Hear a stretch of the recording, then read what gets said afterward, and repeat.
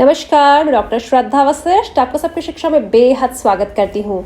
यदि आप हैं हरियाणा राज्य के निवासी तो आप अपने बच्चों का दाखिला RTE यानी कि शिक्षा के अधिकार के तहत प्राइवेट स्कूलों में निःशुल्क शिक्षा प्राप्त करने हेतु करवा सकते हैं। इसके लिए एक नोटिफिकेशन भी जारी कर दी है निदेशालय ने, शिक्षा निदेशालय में, जिसमें उन्होंने कहा है कि मान्यता प्राप्त निजी विद्यालयों में कक्षा 1 या इससे पूर्व की कक्षा जहां कहीं लागू हो, विद्यालय के आसपास अलाभप्रद व आर्थिक रूप से दुर्बल वर्ग के बच्चों का दाखिला दिया जाना है, जिसके संबंध में आपको दाखिला प्रक्रिया शुरू करने की गाइडलाइंस आवश्यक कार्रवाई हेतु भेजी जाती है। गाइडलाइंस के अनुसार सभी मान्यता प्राप्त निजी विद्यालयों में समय सारणी अनुसार दाखिले करवाने सुनिश्चित किए जाए तथा की गई कार्रवाई से निदेशालय को समय समय पर अवगत करवाया जाए।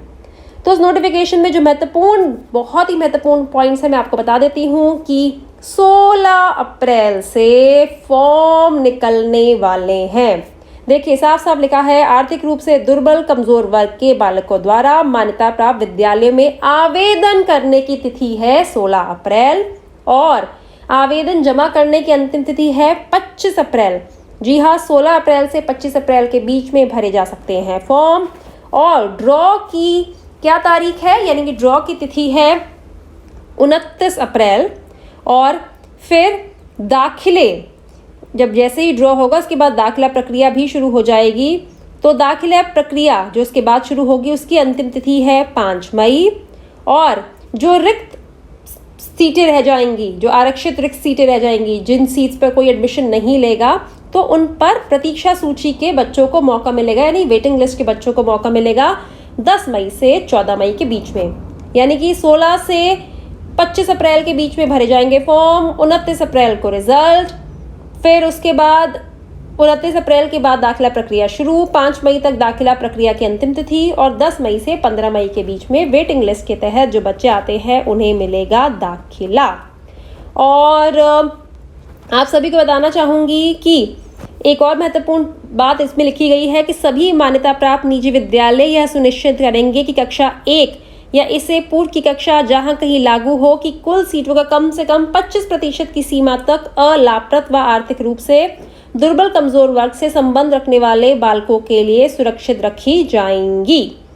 और आगे जानकारी भी दी है कि अलाभप्रद समूह के बच्चे कौन से हैं और आर्थिक रूप से दुर्बल वर्ग के बच्चे कौन से हैं। अनुसूचित जाति, अनुसूचित जनजाति एवं निःशक्त बालक RTI एक्ट 2009 की धारा 2 के खंड घ व ड अ के अनुसार। और आर्थिक रूप से दुर्बल वर्ग के लोग कौन से हैं? आर्थिक रूप से दुर्बल वर्ग संबंधित बालकों के अभिभावक और माता पिता की वार्षिक आय 1,80,000 रुपये अथवा उससे कम हो तथा आय परिवार पहचान पत्र से भी पुष्टि की जाए। यानी कि अलाभप्रद वर्ग भी आपको बता दिया है, DG कैटेगरी के तहत कौन आते हैं वह भी बता दिया है, और EWS कैटेगरी यानी कि आर्थिक रूप से दुर्बल जो परिवार है उनकी जानकारी भी दे दी है, जिनकी सालाना आय 1,80,000 से कम होनी चाहिए।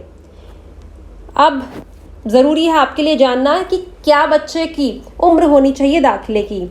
तो नर्सरी में दाखिले के लिए, जिसे हम प्री स्कूल कहते हैं, 3 वर्ष से 5 वर्ष 31 मार्च 2022 को, प्री प्राइमरी में KG में 4 वर्ष से 6 वर्ष 31 मार्च 2022 को, और कक्षा प्रथम में, कक्षा पहली में 5 वर्ष से 7 वर्ष 31 मार्च 2022 को। अब बात की जा रही है निःशक्त वर्ग की। तो ऐसे में जो उनकी उम्र का आंकलन होता है वह थोड़ा अलग होता है। तो ऐसे में नर्सरी में 3 से 9, KG में 4 से 9 और कक्षा पहली में 5 से 9 31 मार्च 2022 को रखकर आप उस पर बच्चे की उम्र का आंकलन करेंगे। और माता पिता द्वारा आवासीय पता व विद्यालय से आवासीय दूरी को स्पष्ट रूप से दर्शाया जाएगा कि उनका आवासीय क्षेत्र विद्यालय से 0 से 1 किलोमीटर की दूरी के अंदर आता है, यानी कि 1 किलोमीटर की दूरी के दायरे में स्कूल आता है घर से।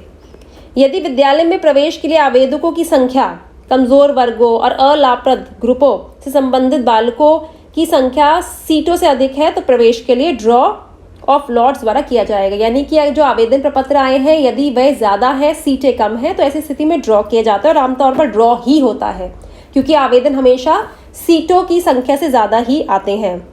और एक और बहुत ही महत्वपूर्ण बात स्कूल के लिए लिखी गई है कि यदि कोई भी स्कूल या व्यक्ति बच्चे को प्रवेश देते समय रकम, दान, योगदान या भुगतान राशि नहीं लेगा, यदि कोई ऐसा करता है, इस प्रावधान का उल्लंघन करता है, रकम, दान, योगदान या भुगतान राशि प्राप्त करता है, तो दंडनीय जुर्माना होगा जो कि शुल्क के 10 गुना तक लग सकता है। यानी कि जितना लिया गया है पैसा जिस भी व्यक्ति ने या स्कूल ने, 10 गुना उसका जुर्माना हो सकता है। साथ ही मॉनिटरिंग सेल की भी व्यवस्था की गई है जिसमें कहा गया है कि खंड स्तर पर खंड शिक्षा अधिकारी की अध्यक्षता में एक मॉनिटरिंग सेल का गठन किया जाएगा जो कि कमजोर वर्गों तथा अलाभप्रद ग्रुपों से संबंधित बालकों के स्कूलों में आवेदन संबंधी प्रश्नों और शिकायतों का निवारण करेंगे व स्कूल वाइज ड्रॉ के माध्यम से चयनित सफल छात्रों के प्रवेश को सुनिश्चित करेंगे। महत्वपूर्ण बात, उपरोक्त सभी निर्देशों की दृढ़ता से अनुपालना की जाए। तो आपके लिए लेकर आई हूं वह महत्वपूर्ण जानकारी जिसका आप सभी कर रहे थे इंतजार और बार बार कमेंट के माध्यम से मुझे कह रहे थे कि आप भारत के ज्यादातर राज्यों पर आरटी से संबंधित जानकारी लेकर आते हो लेकिन हमारे राज्य हरियाणा की जानकारी नहीं लाए हो। देखिए अब मैं हरियाणा की जानकारी भी लेकर आई हूँ। जैसे ही उन्होंने नोटिफिकेशन जारी करा उसकी जानकारी मैं आपके लिए लेकर आई। तो हो जाइए तैयार, 16 अप्रैल से भरे जाएंगे फॉर्म। इस संबंध में और जानकारी भी मैं आपके लिए लेकर आऊंगी, लेकिन फिलहाल के लिए अपने कागजात की तैयारी कर लीजिए। 16 अप्रैल से 25 अप्रैल फॉर्म भरे जाएंगे और 29 अप्रैल को रिजल्ट निकल जाएगा। उम्मीद करती हूँ जानकारी से आपको लाभ होगा। मुझे डॉक्टर श्रद्धा वशिष्ठ को इजाजत दीजिए। नमस्कार।